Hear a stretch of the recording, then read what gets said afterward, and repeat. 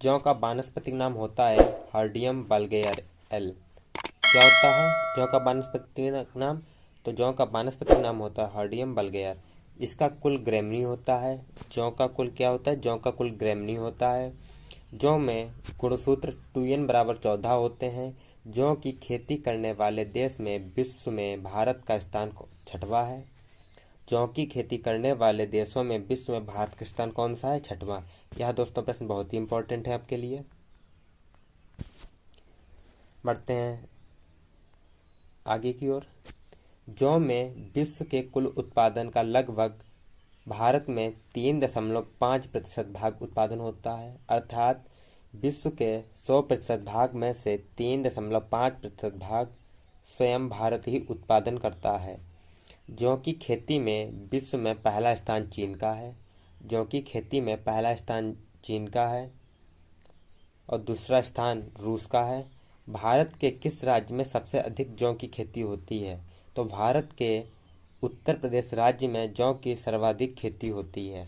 और भारत का विश्व में कौन सा स्थान है जौ की खेती में? 6वां स्थान है। यह दोस्तों बात आप ध्यान के रखें कि विश्व में भारत का 6वां स्थान है जौ की पैदावारी में।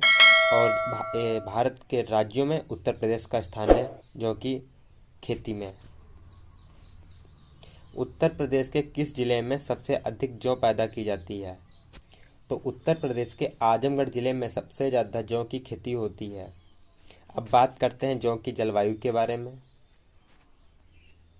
तो जौ एक शीतोष्ण फसल है और यह कटिबंधीय पौधा होता है। जौ किस प्रकार का पौधा है? यह कटिबंधीय पौधा होता है।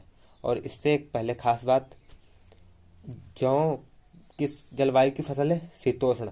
परंतु इसे समशीतोष्ण जलवायु में भी इसकी खेती सफलतापूर्वक की जा सकती है। बढ़ते हैं अगले टॉपिक की ओर। जौ का पौधा किस प्रकार का है? कटिबंधीय पौधा है। जौ की खेती के लिए औसत वार्षिक वर्षा कितनी होनी चाहिए? तो जौ की खेती के लिए औसत वार्षिक वर्षा 60 से 100 सेमी होनी चाहिए। कितनी होनी चाहिए? 60 से 100 सेमी होनी चाहिए। परंतु कम वर्षा वाले क्षेत्रों में भी जौ की खेती सफलतापूर्वक की जा सकती है। अब बात करते हैं इसकी भूमि के बारे में। तो जौ की फसल के लिए सबसे अच्छी भूमि जल निकास युक्त मिट्टी होनी चाहिए। किस प्रकार की मिट्टी होनी चाहिए? जल निकास, जिस पर जल भराव ना होता हो। भारत में जौ की फसल अधिकतर रेतीली भूमि पर की जाती है। किस भूमि पर की जाती है? रेतीली भूमि पर की जाती है। अब बात करते हैं बीज के बारे में, बीज की मात्रा। जौ की खेती की जो बीज होती है वह कई कारकों पर आधारित है, जैसे कि हल्के पीछे कोण में या सीड ड्रिल द्वारा इसकी बुवाई 75 kg प्रति हेक्टेयर बीज लगता है। छिड़काव विधि से की जाए तो 100 किलोग्राम प्रति हेक्टेयर, डिबलर विधि से 25 से 30 किलोग्राम प्रति हेक्टेयर और असिंचित तथा पछेती बुवाई में 100 किलोग्राम बीज प्रति हेक्टेयर बोना चाहिए। कितना बोना चाहिए? असिंचित तथा पछेती बुवाई में 100 किलोग्राम बीज प्रति हेक्टेयर बोना चाहिए।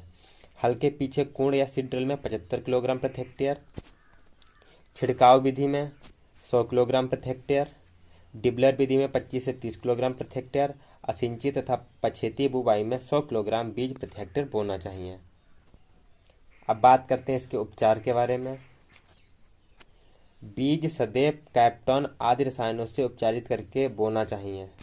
क्या करना चाहिए? बीज सदैव कैप्टॉन आदि रसायनों से उपचारित करके बोना चाहिए।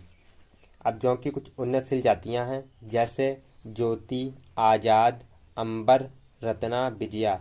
यह जातियां बहुत ही महत्वपूर्ण हैं। कई बार परीक्षा में पूछा जा चुका है कि ज्योति या किसकी उन्नतशील जाति है, तो यह जौ की है। कौन कौन सी हैं? ज्योति, आज़ाद, अंबर, रत्ना, विजया आदि फसलें हैं, परंतु यह आपके लिए महत्वपूर्ण है जो कि परीक्षा में कई बार पूछी जा चुकी हैं। पढ़ते हैं अगले टॉपिक की ओर, और अगला टॉपिक हमारा है चना के बारे में। चना का वानस्पतिक नाम होता है सीसर एरिटिनम लीन। क्या होता है चना का वानस्पतिक नाम? सीसर एरिटिनम लीन होता है। इसका कुल लेग्युमिनोसी होता है और उपकुल होता है पेपिलियोनिस। वानस्पतिक नाम क्या होता है? सीसर एरिटिनम लीन। कुल होता है लेग्युमिनोसी और उपकुल होता है पेपिलियोनेसी।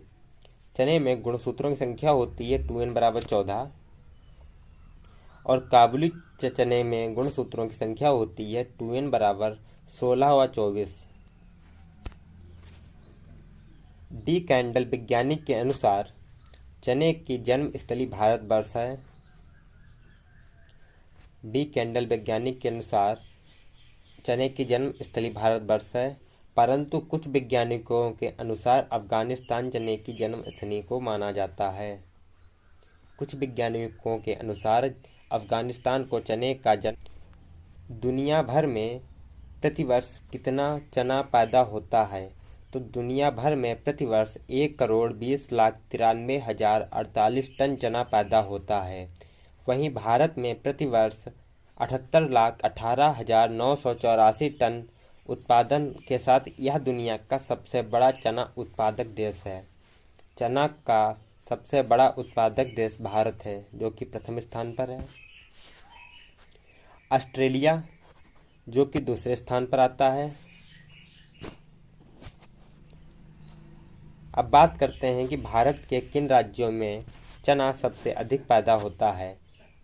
तो सबसे नंबर 1 पे आता है मध्य प्रदेश, जो कि भारत के कुल उत्पादन का 39% पैदावारी करता है।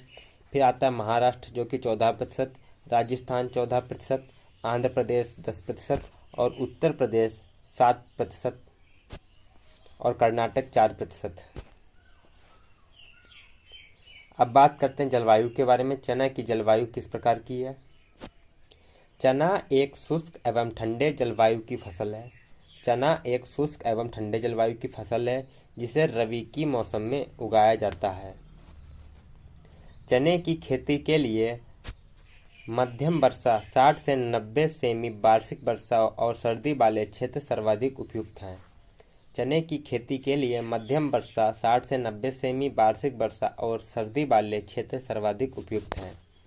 अब बात करते हैं चने की भूमि के बारे में। चने की भूमि किस प्रकार की होनी चाहिए? तो चने की खेती हल्की एलुवियल भूमियों में की जाती है जहां गेहूं को नहीं उगाया जा सकता, अर्थात ऊसर भूमि। परंतु काबुली चने के लिए ज़्यादा उपजाऊ भूमि की आवश्यकता होती है। काबुली चने के लिए किस प्रकार की भूमि की आवश्यकता होती है? अधिक उपजाऊ,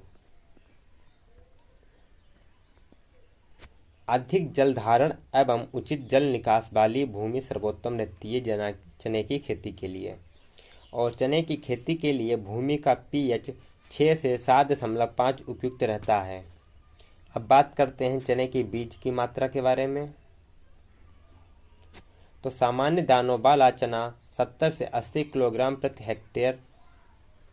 काबुली चना जो कि मोटा दाना होता है, जो कि 100 से 120 किलोग्राम प्रति हेक्टेयर आवश्यकता पड़ती है। अब बात करते हैं चने की उन्नतशील देसी जातियाँ। तो चने की उन्नतशील देसी जातियाँ कौन कौन सी हैं? पंतजी 114, पूसा इसे अमर कहते हैं, पूसा 203 या बीजी 203, पूसा 209, अजय जिसे पूसा 408 भी कहते हैं। और काबुली चने की जातियाँ K4, K5, C104, L550। अब बात करते हैं चने के बोने का समय। मैदानी इलाकों में चने की बुवाई अक्टूबर के दूसरे तथा तीसरे सप्ताह में कर देनी चाहिए। चने की बुवाई कब करनी चाहिए मैदानी इलाकों में? अक्टूबर के दूसरे तथा तीसरे सप्ताह में कर देनी चाहिए। वहीं तराई के क्षेत्रों में जहां भूमि में काफ़ी नमी पाई जाती है वहां नवंबर के पहले तथा दूसरे सप्ताह में कर देनी चाहिए। रोग तथा उनकी रोकथाम। उखटा या उखेड़ा। यह रोग फ्यूजेरियम ऑक्सीस्पोरम नामक फफूंद से लगता है। उखटा या उखेड़ा या किस फफूंद द्वारा लगता है? तो यह फ्यूजेरियम ऑक्सीस्पोरम नामक फफूंद द्वारा लगता है। इसके प्रभाव से पत्तियां पीली पड़ जाती हैं। बीज को बोने से पहले 2 ग्राम बेवस्टीन प्रति किलोग्राम बीज की दर से उपचारित करने से यह रोग नहीं लगता है। अब बात करते हैं अंगमारी या झुलसा रोग के बारे में। यह रोग भी फफूंद द्वारा लगता है। यह बीमारी बीज से फैलती है। इसके प्रभाव होते हैं पौधे के तने, पत्तियां और फलियों पर भूरे रंग के धब्बे दिखाई देते हैं जो बाद में पीले रंग के हो जाते हैं और पौधा कमजोर होकर नष्ट हो जाता है। इसके उपाय हैं स्वस्थ प्रमाणित बीज का प्रयोग करें। 2 ग्राम बेवस्टीन से 1 किलोग्राम बीज उपचारित करके प्रयोग करें। नेक्स्ट रोग है गेरुई। यह यूरोमाइसीज नामक फफूंद से लगने वाला रोग है। गेरुई किस फफूंद द्वारा लगता है? तो यह यूरोमाइसीज नामक फफूंद द्वारा लगता है। पत्तियों की निचली सतह पर भूरे और गहरे काले भूरे रंग के धब्बे देखे जाते हैं। पत्तियों का आकार बदल जाता है। रोगी पत्ती सूखकर गिर जाती है। अब नेक्स्ट टॉपिक है मसूर। मसूर का वानस्पतिक नाम होता है लेंस एस्कुलेंटा। क्या होता है? Lens esculenta. इसका कुल भी लेग्युमिनोसी होता है।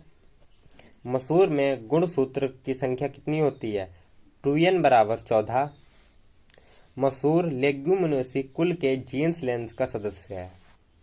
कई बार परीक्षा में पूछा जा चुका है कि मसूर लेग्युमिनोसी कुल के किस जीन्स का सदस्य है, तो वह लेंस का सदस्य है।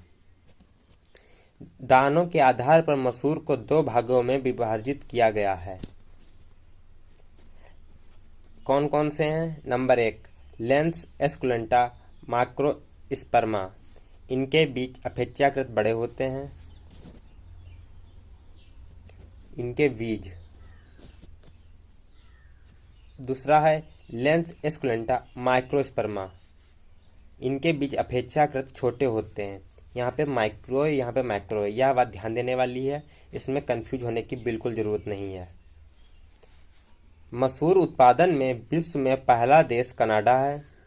मसूर उत्पादन में विश्व में पहला देश कनाडा है और मसूर उत्पादन में दूसरा देश भारत है।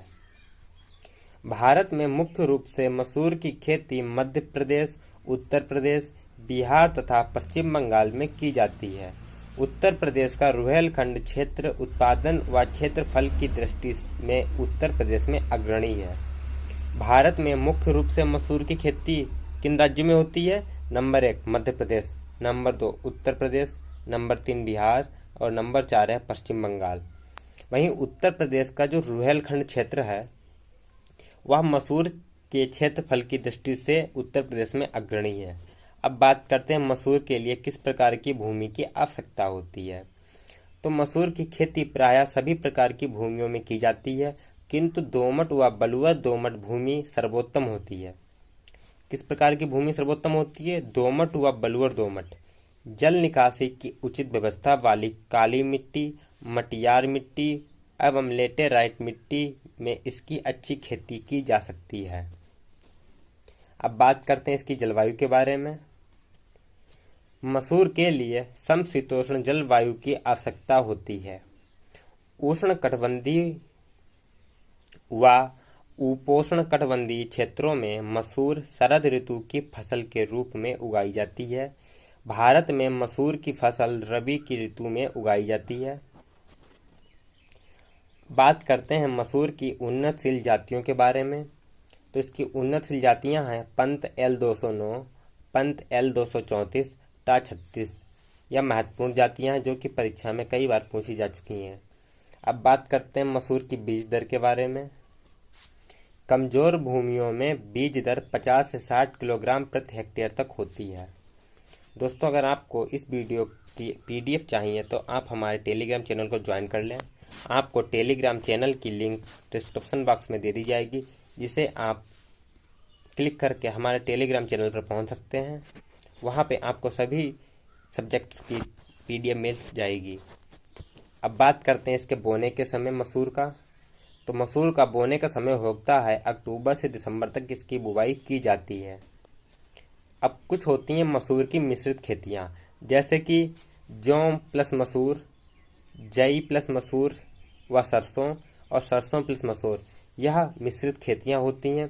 कई बार परीक्षा में पूछा जा चुका है कि किसकी मिश्रित खेती होती है। ऑप्शन दिए जाते हैं, तो इस प्रकार के ऑप्शन आते हैं जिसमें आपको सही ऑप्शन चुनना होता है। तो जैसे कि जौ प्लस मसूर, जई प्लस मसूर और सरसों प्लस मसूर। अब बात करते हैं उपज के बारे में। दानों की औसत उपज 20 से 35 कुंटल प्रति हेक्टेयर होती है।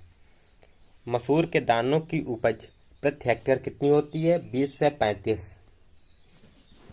और वही भूसे की उपज कितनी होती है? 30 से 35 कुंटल प्रति हेक्टेयर तक प्राप्त की जाती है।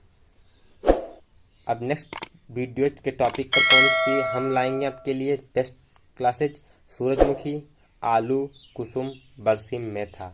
दोस्तों, अगर आपको हमारा वीडियो पसंद आया हो तो वीडियो को ज़्यादा से ज़्यादा लाइक करें, शेयर करें तथा चैनल को सब्सक्राइब करना ना भूलें, जिससे कि चैनल पर आने वाले वीडियोज़ का नोटिफिकेशन आपको आसानी से प्राप्त हो। मिलते हैं अगले वीडियो में नए प्रश्नों के साथ। जय हिंद, जय भारत।